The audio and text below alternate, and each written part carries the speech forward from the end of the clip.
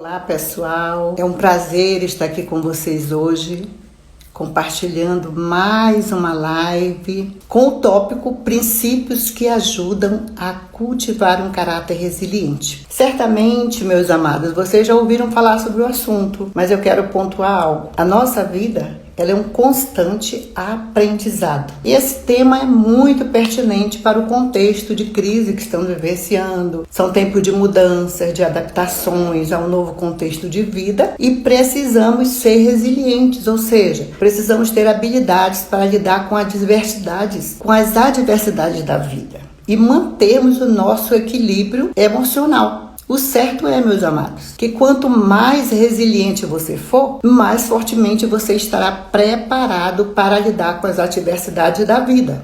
Mas para que nós não percamos tempo, porque a nossa convidada de hoje, eu quero dar um tempo especial para ela. Ela tem uma experiência de vida muito importante para compartilhar conosco. E antes de elencar esses princípios que ajudam a cultivar a resiliência, eu quero trazer algumas informações sobre determinadas atividades que estimulam a resiliência. Então, amados, quais são essas atividades que estimulam a resiliência? O que é que acontece? De acordo com as pesquisas, tanto da neurociência como da psicologia positiva, a resiliência ela é dirigida por circuitos cerebrais específicos que são capazes de ser identificados por meio de métodos laboratoriais.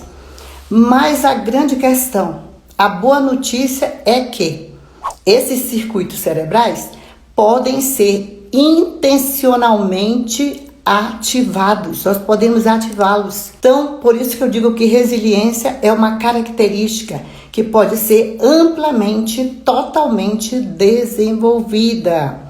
Então, mas como nós podemos ativar esses circuitos cerebrais que dirigem a resiliência? Existem treinos.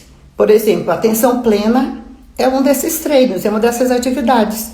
O que é que vem a ser a atenção plena? São exercícios que focam na respiração, trazendo a pessoa para o seu momento presente. Geralmente se usa muito no processo terapêutico, por isso que é muito importante você fazer terapia, certo? E outra prática, a prática da meditação. Gente, olha só, a oração, tudo são treinos que vão fortalecer as conexões neurais da resiliência. E outra atividade, sabe qual é? Que fala na psicologia positiva? A aprendizagem vicariante. Aprendizagem vicariante é um termo descrito por Albert Bandura, que é o autor da psicologia social e cognitiva. Se refere a que esse termo, a capacidade que o indivíduo tem por meio de aprender, por meio da observação, por meio do comportamento, por meio da experiência do outro. E então na psicologia a gente usa muito essa aprendizagem vicariante através de roda de conversa, de grupos e através das experiências do outro, que nós vamos estar fazendo aqui nessa noite através do relato que a Érica vai estar nos trazendo. E outra atividade, sabe qual é, gente? Cultivo de amizades. Olha só, gente. Cultivo de amizade é um fator fundamental, sabe para quê? Para aumentar a resiliência. Então, vamos cultivar amizades mais boas amizades saudáveis. Sabe por quê? Essa amizade nos traz o sentimento de pertencimento, não é, Dani? Minha amiga linda. Nos traz o sentimento de pertencimento, desperta acolhimento e é um fator decisivo para se cultivar, sabe o quê? Emoções positivas. Olha só que interessante o cultivo de amizade. Além de ser uma fonte de aprendizagem também vicariante, sabe por quê? Porque a gente aprende com as experiências que nós compartilhamos com os nossos amigos. Interessante, né? Mas vamos lá. Falar rapidamente porque eu quero dar mais tempo para a Érica aqui nessa noite. Então, gente, então vamos lá, princípios que ajudam a cultivar o caráter resiliente. Se você está com papel e caneta aí na mão, é muito bom anotar porque é interessante. Então vamos lá, defina o seu propósito de vida. Olha só, esse é um dos componentes principais do bem-estar psicológico e do processo de resiliência. O que é que acontece quando nós temos um propósito de vida? Não só diante das adversidades, mas no nosso dia a dia, na nossa vida como um todo. Ter um propósito de vida Isso nos sustenta, isso nos motiva, isso nos leva a ser perseverante, isso nos leva a prosseguir. Sabe, eu começo a pensar agora, o que é que te faz pular da cama e enfrentar com determinação mais um dia de batalha? Gente, é o nosso propósito. Quando nós temos um propósito de vida, nós já saímos da cama dispostas a batalhar, determinadas, com ousadia, para que consigamos realizar aquele nosso propósito de vida, certo? E eu quero trazer agora um referencial, um psiquiatra, um psicólogo, referencial de uma pessoa resiliente. Eu não poderia, quando eu falo em resiliência, ele me vem à mente. Estou falando de Viktor Frankl. Viktor Frankl é um psicólogo, escritor, psiquiatra, sobrevivente, sabe de quê, queridos? Do Holocausto nazista, na Segunda Guerra Mundial. Então, ele percebeu que ter um significado na vida foi um fator relacionado à resiliência. Ele ficou observando no campo de concentração e ele percebeu que aqueles sobreviventes, que seus companheiros que tinham significado na vida, foi um fator resiliente para aquele sobrevivente. Então, ele relacionou a sobrevivência deles a essa resiliência desenvolvida pelo significado que eles tinham na vida. E eu quero trazer aqui, então, uma frase do Viktor Frankl, que está, sabe aonde? Desse livro aqui maravilhoso. 32 livros, gente, 32 livros. Olha só, esse livro, Em Busca de Sentido, eu estou relendo. Ele fala o seguinte, que inerente ao sofrimento, preste bem atenção, há uma conquista. E ele diz que é uma conquista interior. Aí ele fala o seguinte, que a liberdade espiritual do ser humano, a qual não se lhe pode tirar, permite-lhe até o último suspiro configurar sua vida de modo que tenha sentido. Gente, enquanto há vida, há esperança. Então, o Viktor Frankl, ele percebeu o quê? Que ter um sentido de vida, que ter um propósito de vida foi um fator determinante, não só para a sua sobrevivência, como para a sobrevivência dos seus companheiros, que ele percebeu. Então, a orientação que eu quero deixar aqui nessa noite, essa dica, se você não tem um projeto pessoal de vida, desenvolva um projeto pessoal de vida que traga realmente sentido à sua existência. Mas um outro princípio, vamos correr, né? Porque eu quero ouvir a Érica. Um outro princípio que ajuda a cultivar um caráter resiliente é o autoconhecimento. Então, o autoconhecimento é conhecer a si mesmo. É você identificar as próprias qualidades, assim como suas próprias vulnerabilidades e fraquezas também. Na gestão emocional, na inteligência emocional, a gente fala o PIM, ou seja, perceber as emoções, identificá-las e saber manejá-las. Então, perceber, identificar e manejar, certo? O que é que acontece, amados? Existem crenças fundadas, crenças limitantes a respeito das forças e da vulnerabilidade nossas. E muitas vezes, geralmente, né, isso pode o quê? Dificultar ou até mesmo inviabilizar a superação e a recuperação da pessoa diante da adversidade. E outra coisa, autoconhecimento, ele remete à autoaceitação. Ou seja, é se você ser compreensivo com você mesmo. E outra coisa que remete ao autoconhecimento é a autoobservação. É você realmente observar o que é que motiva as suas atitudes, quais são os seus sonhos, quais são os seus projetos. Então, um indivíduo resiliente é aquele que tem clareza das suas forças, mas também das suas fraquezas. É aquela pessoa que sabe qual é o seu limite. E eu quero te falar algo bem sério nessa noite. Limites existem para serem superados. Limites existem para serem superados. Então, vamos superar esses limites. Outro princípio é cultivar emoções positivas. Amo falar de emoções positivas. Cultivar emoções positivas é fundamental. O cultivo delas, sabe para quê? Para fortalecer no nosso cérebro essa circuitaria neural da resiliência. Nós precisamos de recursos internos, amados, para lidarmos de um modo construtivo com essas situações adversas que enfrentamos. Não tem como fugir. Fazem parte do nosso processo de desenvolvimento. Então, o predomínio de emoções positivas remete a uma vida mais saudável e feliz. Enquanto que o predomínio de emoções negativas são prejudiciais à nossa saúde emocional, à nossa saúde mental, à nossa saúde como um todo. E claro, vai afetar a nossa capacidade de lidar com as adversidades. Então não existe problema nenhum, eu sempre gosto de frisar isso, certo, gente? Com emoções, com experienciar emoções negativas, não. Nós precisamos experienciar. As emoções existem para serem experienciadas. O que acontece é que numa adversidade, geralmente vai haver emoções mais fortes, né? Fortes emoções negativas envolvidas no processo. Então elas têm a sua importância, porque elas transmitem mensagens importantes, porque elas sinalizam que algo não vai bem. O problema não é você experienciar uma emoção negativa. O problema é você ficar muito tempo sob o domínio, deixar que elas predominem na sua vida, certo? Aí que está a diferença. Então, diante disso, nós precisamos o quê? Reforçar os pensamentos positivos e eliminar os pensamentos negativos. Alguém diz, mas como eliminar? Eu não estou falando de emoções. As emoções são para serem vivenciadas. Só não podemos ficar muito tempo sob o predomínio de emoções negativas, porque vai ser prejudicial, como eu já falei, a tanto a nossa saúde mental, emocional, física, como um todo, certo?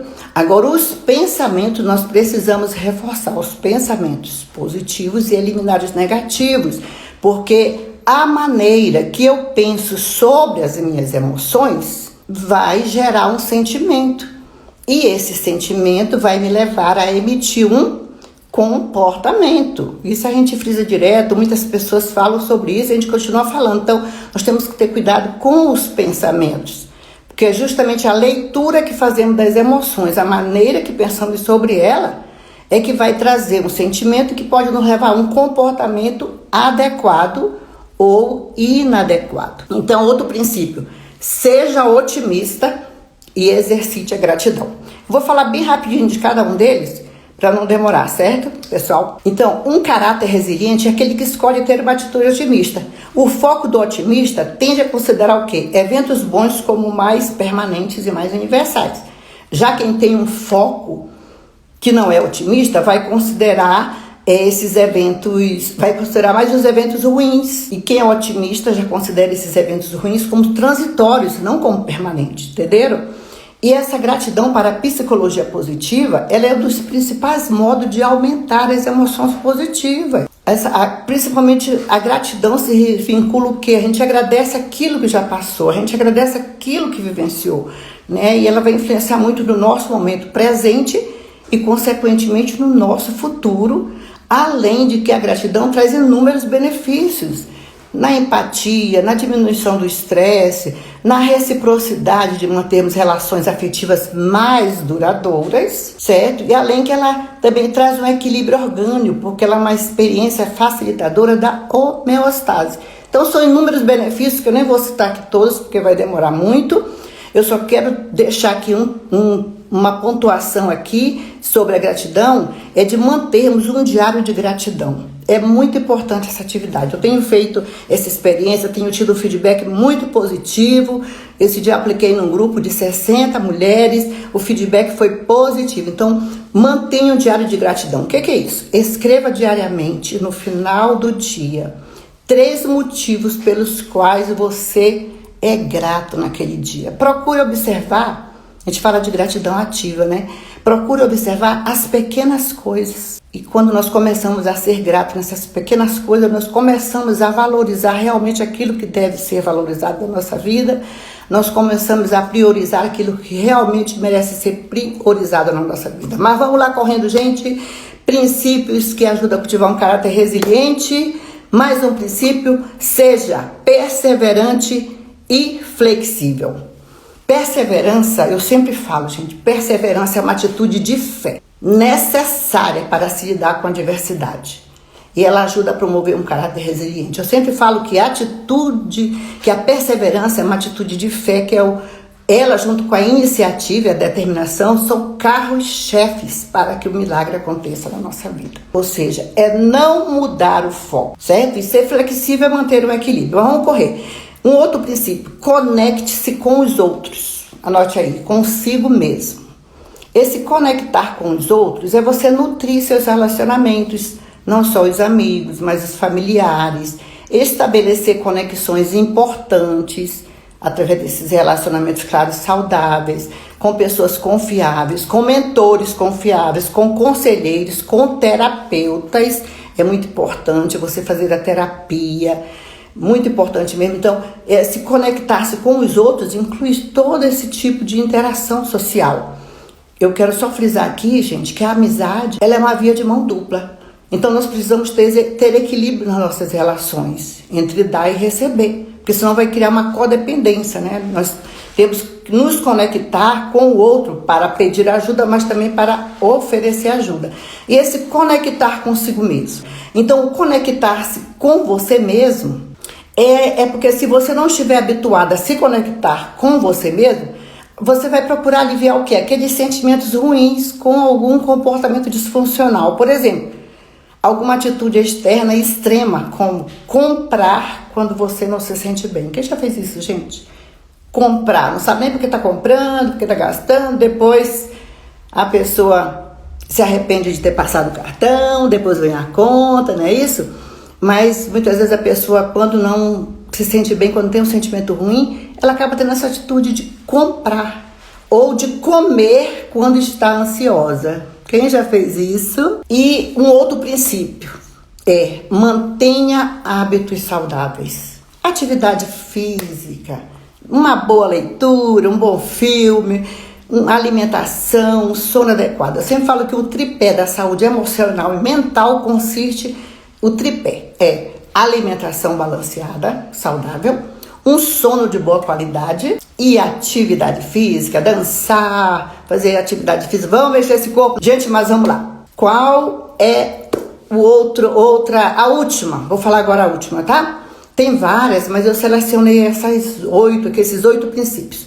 Acredite em si mesmo e sorria. Olha só, mantenha o seu senso de humor, amados. Mesmo que diante de tempos difíceis, isso é muito importante. Sorrir alivia o estresse, sabiam? Aumenta a longevidade, olha só. Contribui para manter o sistema imunológico forte.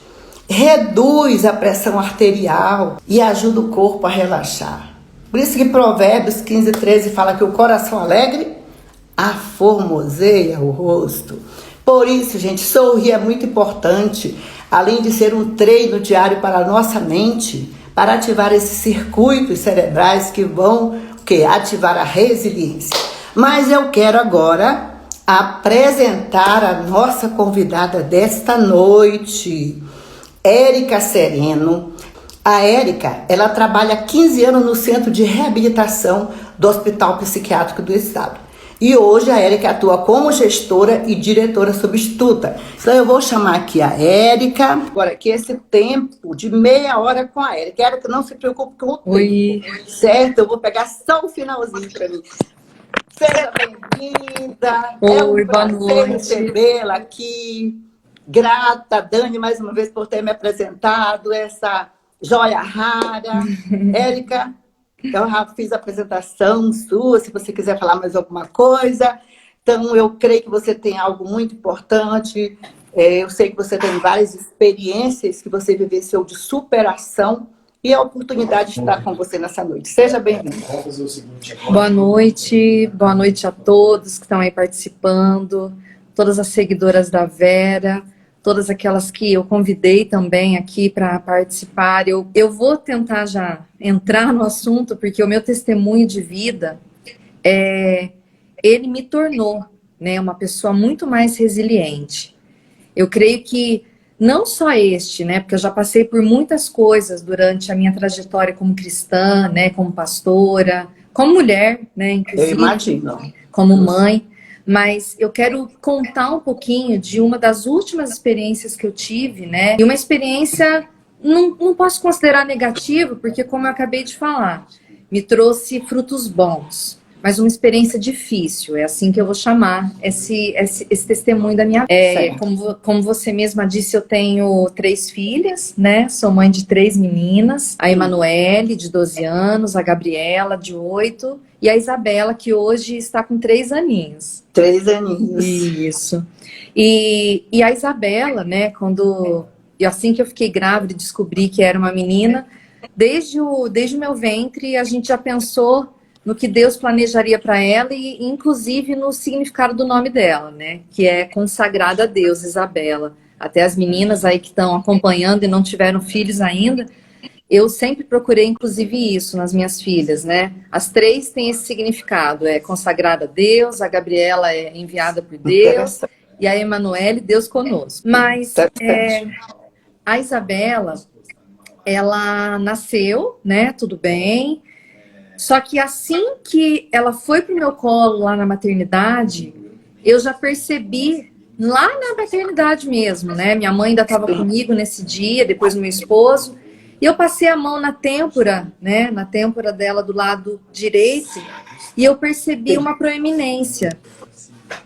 Aquilo me chamou a atenção e eu percebi assim, falei, será que alguma coisa no parto? Será que aconteceu algum problema, né? Perguntei para a pediatra, pro meu obstetra, e eles falaram, olha, não, o parto foi tudo bem, ela tá, o Apgar dela, né, que são os sinais vitais na hora do nascimento, tá tudo foi tudo normal. Mas vamos acompanhar, vamos ver, de repente ela ficou muito tempo encaixada, né, tal. E eu, coração de mãe, né, a gente, e o Espírito Santo ali dentro de mim, eu falei, não, alguma coisa tem. Só a mãe percebe. Isso, só que assim, eu, ao mesmo tempo que eu me preocupei, eu já comecei, como você mesma citou aí, né, no início, a oração, ela nos torna, é uma das formas da gente trazer a resiliência para a nossa vida. E eu já comecei naquele momento a orar sobre isso. Claro, eu orava e eu procurava os especialistas. E assim, só para tentar resumir, né, a gente, foram alguns meses de investigação sobre aquela proeminência que ela tinha aqui na têmpora. Eu vou até tentar mostrar aqui para vocês, não sei, depois no meu perfil, quem conseguir lá tem as fotos da Isabela, tem também as fotos contando sobre a cirurgia, mas só para quem está acompanhando, aqui dá para notar, ó, eu vou aumentar aqui a foto, ó, dá para enxergar aí? Essa protuberânciazinha, né? Isso aqui, ó, tá vendo? Uhum. Dá para notar perfeitamente. E aqui ela já estava com 9 meses, tá vendo? Essa Isabela. E até os 9 meses a gente não conseguiu diagnosticar, porque seria necessário passar por exames mais invasivos, somente raio-x, tomografia, ultrassom não era o suficiente. E a gente conseguiu fechar o diagnóstico dela por volta desses 9 meses. Sim. E naquele momento, eu confesso que o meu coração, ele ficou com temor, sim. Ele ficou temeroso, eu fiquei preocupada, mas ao mesmo tempo, a oração continuava. E a gente passou em vários neuros, né? Muitos pediatras. E o último deles, ele falou para mim, olha, você pode aguardar a Isabela crescer. É muito provável que ela tenha um tumor, tá? É muito provável que ela está com um tumor no crânio. E aí, nos últimos exames, nós realmente encontramos esse diagnóstico. Era um osteoma. E esse osteoma, ele estava na placa, né? Só para vocês entenderem, o crânio, ele tem a face inferior e a exterior, na placa óssea mesmo, e o tumor pegava tanto para dentro, para o cérebro, quanto para fora. Por isso que dava para ver. E aquilo me deixou muito, muito preocupada. Mas, Vera, eu vou dizer para você, e quem me acompanhou desde essa época, que me conhece, que talvez está aqui participando da live, a Dani, inclusive, apesar da minha preocupação, o meu coração, eu nunca me desesperei. No meu coração, no meu íntimo, eu nunca agi assim, Senhor, eu exijo um milagre. Senhor, eu não aceito isso para minha vida. Não, jamais. Eu orava e ao mesmo tempo que eu me preocupava, eu falava, Deus, eu sei que o Senhor sabe de todas as coisas. E o Senhor me deu a Isabela e o Senhor pode tirar a Isabela. Da mesma forma que até agora, né? Durante esse quase primeiro ano, né? Que ela já estava com quase um aninho. Nós tivemos momentos abençoados com ela saudável. Se eu tiver agora que interromper não, porque faz parte da vida, né? Quando a gente fala assim, um tratamento de saúde, interromper a vida, não é isso. Isso é a vida acontecendo. A vida nesse mundo é isso. Então eu falei, se eu tiver que que ir atrás agora de uma quimioterapia, enfim, o senhor sabe o que é melhor para mim, para minha família e para ela. E a gente encontrou esse médico que disse, olha, Érica, se a gente esperar muito, a Isabela vai começar a ter convulsões e ela vai começar a ter problemas posteriores. Fora que ela era, como vocês viram na foto, né? Ela era bem né? Ela é bem cabeludinha. Linda. Cabelo, bastante cabelo. Ele falou, ela tá com quase um aninho, ela é um bebê, ela nem vai se lembrar se isso acontecer agora, se ela tiver que fazer uma cirurgia agora. Depois de moça, isso já vai ser bem mais complicado, né? Vai ter que raspar o cabelo depois de mocinha, né? Ele falou, a gente pode esperar a adolescência, mas não é o ideal. Enfim, Vera, a Isabela, com um aninho de idade, teve que fazer uma neurocirurgia. Uma neurocirurgia muito grande. Eu tenho uma foto aqui que é bem impactante, tá? Quem fica aí fica um pouco, né, receoso, mas eu vou mostrar. Tem os seus riscos, né? Toda neurocirurgia tem os riscos. Isso, tá vendo? Ela Sim. passou por essa neurocirurgia, ela teve um corte bem grande, que pegou Bem grande. O médico fez uma intervenção que puxou toda a pele, né, no cabelo, e para poder fazer essa incisão por trás, né, entrar para pegar esse tumor aqui, sem que ficasse uma cicatriz na testa, né, na face. E a Isabela, ela foi para essa cirurgia. Passamos por momentos muito difíceis, inclusive na data da cirurgia, porque ela ficou 18 horas em jejum. Imagina para um bebê, né, Né? Um bebê que ela toda hora pedia mamadeira, chorava de fome. E como que você emocionalmente lidou com isso? Porque se tem uma coisa que a gente não consegue ver, é filho passar fome. Pois não é. Como que você lidou emocionalmente com esse fato? Eu confesso para você que eu e meu esposo, nós ficamos em jejum junto com ela, né? Eu falei, eu não vou comer, né? Minha filha não pode, eu não vou comer, coisa de mãe, né? De pai. E nós ficamos em jejum com ela e eu só orava. Eu falava, exercitou a sua fé. Isso, exercitei a minha fé. Eu falava, Deus, o Senhor sabe de todas as coisas. Eu estava em paz, Vera. Eu estava em paz. Quando eu entreguei a Isabela na porta do centro cirúrgico, e a Isabela, ela fez assim para mim, né? Com um aninho, ela tinha um aninho, ela fez assim para mim. Sim. Lógico que eu derramei, né, lágrimas, mas eu não derramei lágrimas de tristeza, de medo. Deus é prova, né? Eu estava tão em paz, eu senti uma presença de Deus. Isso. Não confiante, eu não estava confiante no sentido assim, vai dar certo. Não era essa a minha confiança. Porque eu acho nas que... mãos, isso. A decisão nas mãos de Deus. Porque eu acho que ser resiliente é não esperar também só o melhor que vai acontecer, vai dar tudo certo. Isso não é ser resiliente, isso é ser otimista, né? Sim. Isso é ser resiliente, é compreender a situação e conseguir superar aquele momento sem afetar a sua vida mental. Exatamente. Então, assim, eu estava preocupada, mas eu estava em paz. Eu sentia que o que tivesse que acontecer, se eu tivesse que perder a Isabela naquele momento, eu estava preparada para isso. Olha, me emociona em falar isso, mas... Isso é ser resiliente. Isso, eu estava. Eu falei, Deus sabe de todas as coisas, né? Nesse mundo nós estamos aqui não somente para coisas alegres. Nós estamos aqui para enfrentar o que for necessário. E faz parte da vida a doença. E só que, né, eu me lembro que uma canção que eu cantei lá, inclusive junto com meu esposo, lá esperando a Isabela voltar da cirurgia, né? Para quem é cristão, para quem é evangélico aqui, deve conhecer a Estela, ela tem uma canção que diz o milagre sou eu, né? E aquele trecho daquela canção que falava assim, né? Se ele quiser, ele ressuscita mortos. Mas ele pode sim fazer o impossível. Mas se ele não quer, e eu tô um pouco nervosa, mas a canção diz assim. É natural. É assim, se ele não quer que aconteça do meu jeito, Eu declaro que eu aceito, e agora um milagre sou eu. Então era isso que eu pensava.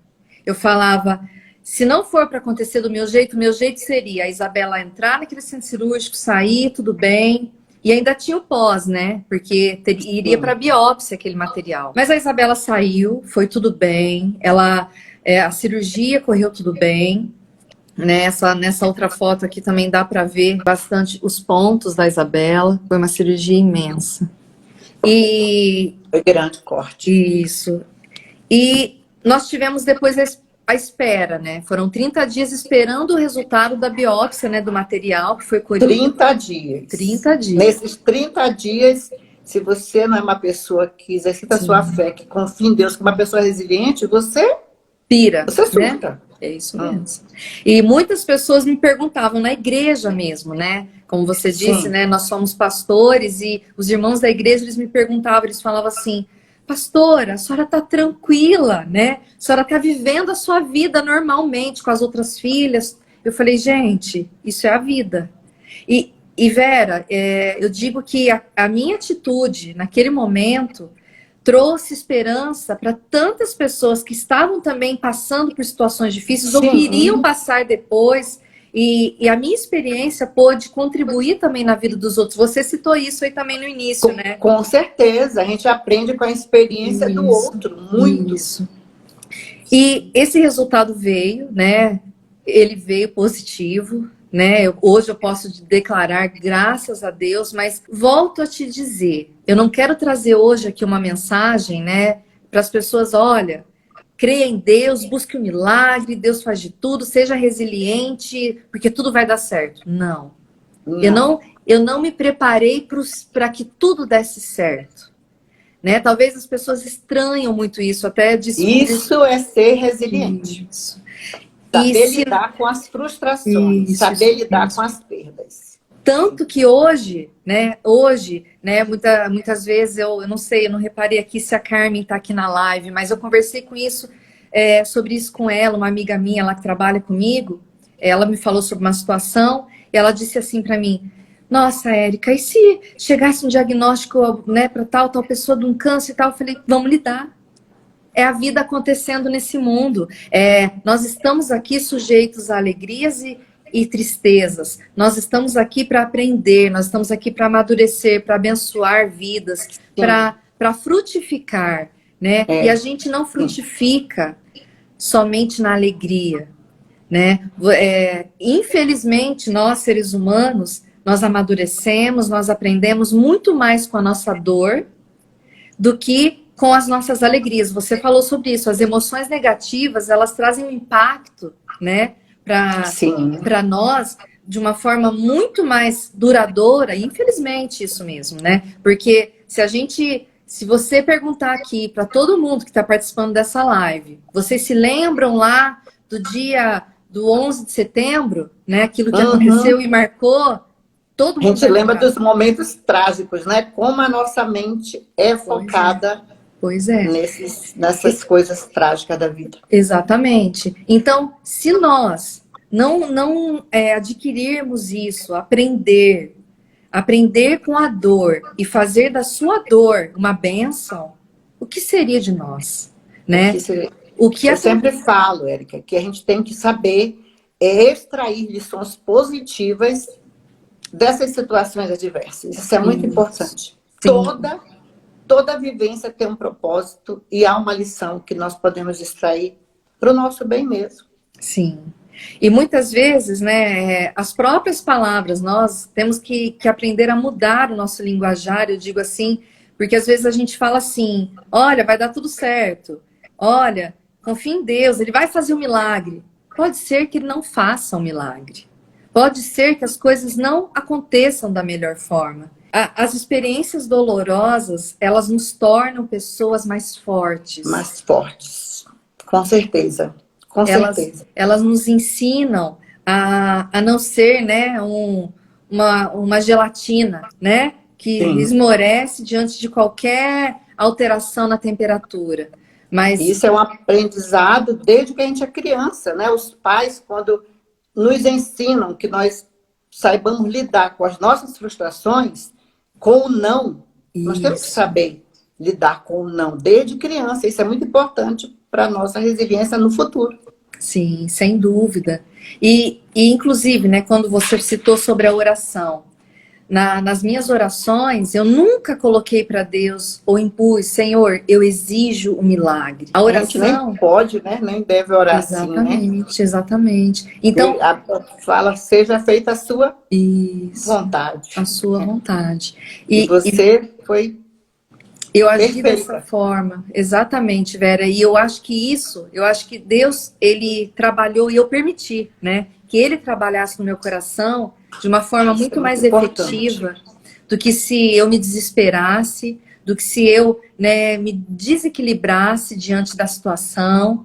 E, e eu sempre digo, e talvez você até citou o Viktor Franklin, ele fala muito sobre isso, assim como o Jordan Peterson, que ele fala também sobre isso, você deve Sim, conhecer o fala isso. autor, que é quem você é no momento de uma notícia de um óbito na sua família. Você é aquela pessoa que se desestabiliza, cai aos prantos e chora, ou você é aquele que vai correr atrás das providências, atrás da funerária, atrás dos documentos? Nós devemos e temos que ser essa pessoa que vai atrás dos documentos, que vai atrás Sim, das providências, e não aquele que deita no chão, se desestabiliza e chora, né? E se tem uma vai coisa que... piorar a situação ao Isso, redor, para as outras pessoas, tudo, né? inclusive para nós, né? Inclusive para nós mesmos. Nós devemos ser, ser pessoas que as pessoas saibam que encontram em você uma rocha, né? Alguém, um alicerce diante da dor, um alicerce não só diante da dor, mas de todas as situações.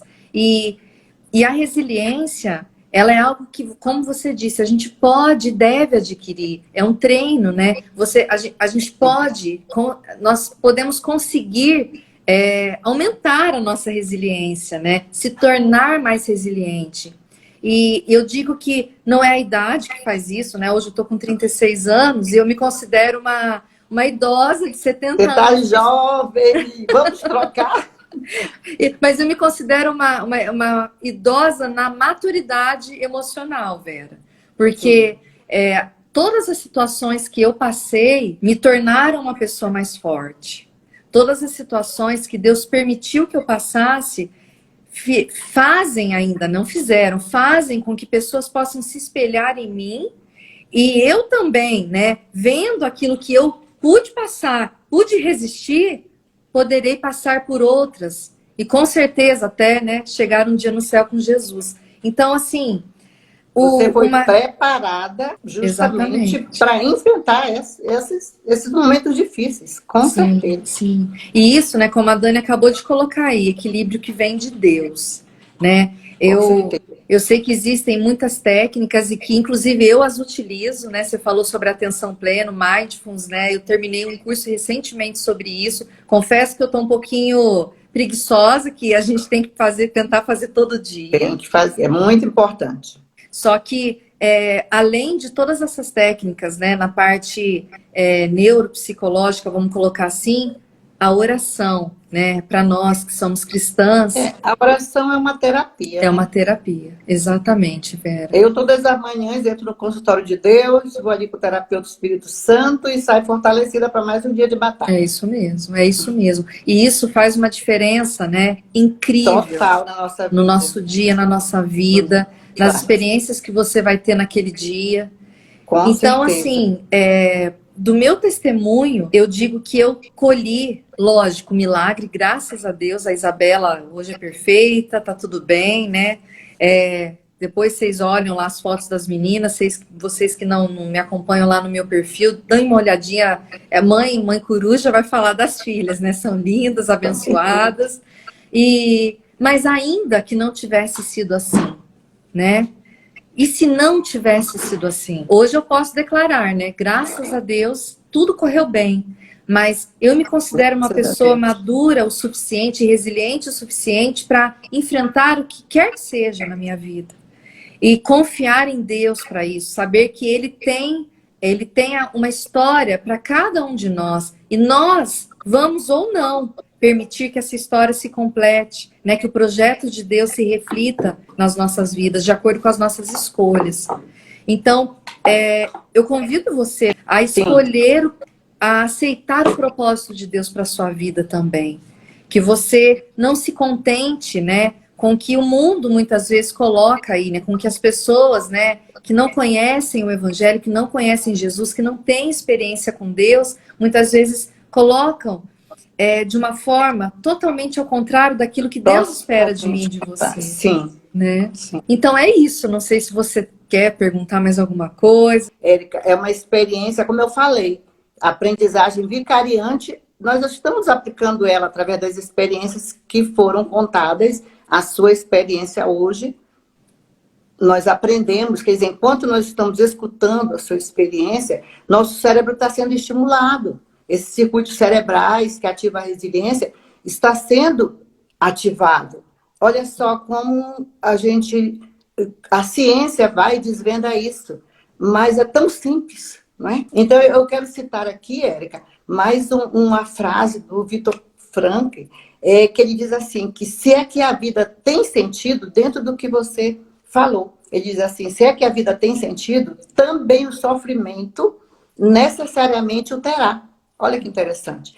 E ele ainda pontua, né, que sobreviver é encontrar sentido na dor. Olha que interessante, vem de encontro com a sua experiência de vida. Sobreviver é encontrar sentido na dor.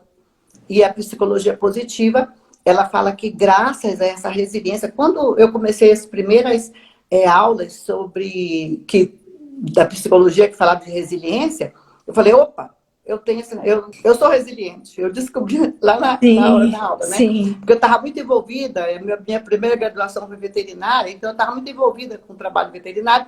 E quando eu comecei a fazer psicologia, em 2011, aí eu comecei quando falou de, puxa vida, porque depois de uma hora eu posso dar aqui meu testemunho, né? Com 13 anos perdi o pai, tem 2 anos e meio que eu estou viúva, e é todo um processo assim, que o resiliente, não é que você seja frio. Muitas pessoas dizem assim, nossa, você estava como se estivesse assistindo um filme. É isso mesmo. No velório do meu marido. Digo, gente, primeiro de tudo é a confiança em Deus.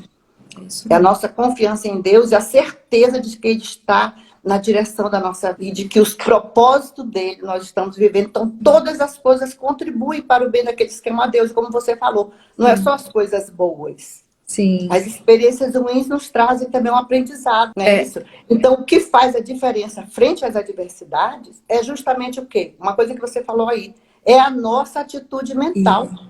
É a nossa atitude mental diante das adversidades que faz toda a diferença na nossa vida, né? E eu já pergunto para você que está aí nos ouvindo, nos escutando, qual é a sua atitude que você está tendo diante daquilo que tem ocorrido na sua vida?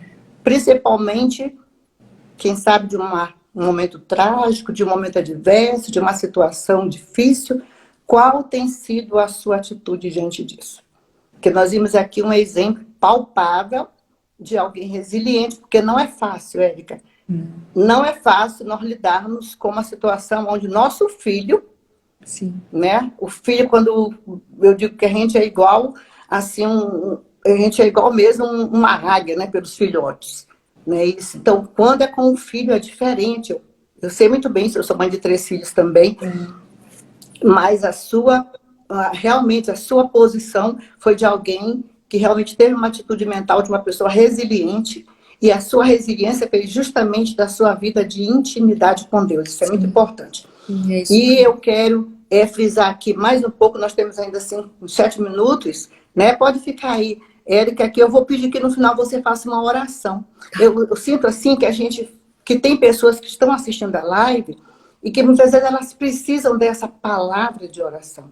Eu sempre digo que não existe uma oração poderosa, existe um Deus poderoso que realiza um milagre através de uma simples oração, dependendo, como você citou aí, da vontade dele, né? A vontade dele prevalece. É isso mesmo. Então, o que eu queria finalizar para dizer para vocês é que tudo aquilo que nós precisamos para melhorar não está lá fora, está dentro de nós.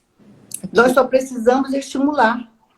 Então, Eu comparo que nossa vida é como uma semente. Nós somos como uma semente. E é dentro daquela pequena semente que está o quê? O potencial gerador de vida. Que precisa daquela pequena semente vai se tornar uma árvore frondosa, frutífera, que vai alimentar muitos. Mas para essa semente ser produtiva, ela precisa ser colocada no meio propício para isso. Na terra, molhada, ela vai ser enterrada, ela vai ser adubada, ela vai passar por um processo que vamos trazer para a nossa vida, que é doloroso, porque ela vai ter que perder aquela casca dela, tudo. Pensou, Deus tem que tirar a nossa casca dura, a nossa teimosia, a nossa incredulidade. Vai doer. Todo desenvolvimento pessoal é um processo doloroso, mas no final de todo esse processo, essa experiência que você vivenciou, as experiências que nós vivenciamos de luto, de perda, de tantas outras, hoje nessa pandemia mesmo, temos visto muitos tipos de perdas, né? Mas aquele potencial gerador de vida está dentro da nossa sementinha. Nós só precisamos estimular. E eu quero dizer para você que está aqui conosco que Deus dotou você de um potencial de vida muito grande. Amém. De uma força interior muito grande que muitas vezes você nem sabe que tem. E é justamente no momento de uma adversidade. É justamente no momento de uma luta, de um momento trágico desse, de perdas, que nós descobrimos o quanto nós temos essa força interior e ela nos leva a prosseguir, ela nos leva a perseverar.